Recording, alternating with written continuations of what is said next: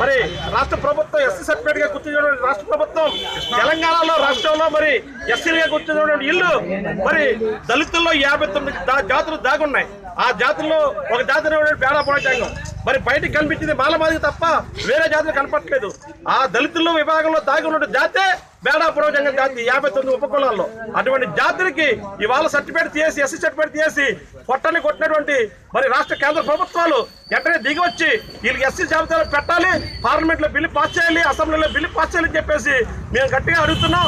మరి దీనికోసం పోరాట హక్కుల సమితిని ఢిల్లీ స్థాయి దాకా తీసుకెళ్లి ఢిల్లీని తాకే విధంగా మేము పెద్ద ఎత్తున పోరాటం చేస్తామని ప్రేరణపోయినా సరే మాకు ఎస్సీ హక్కులు కల్పించాలని చెప్పేసి పెద్ద ఎత్తున మనం చేసుకుంటూ పాదయాత్రలో మేము పాల్పంచుకోవడం జరుగుతుంది.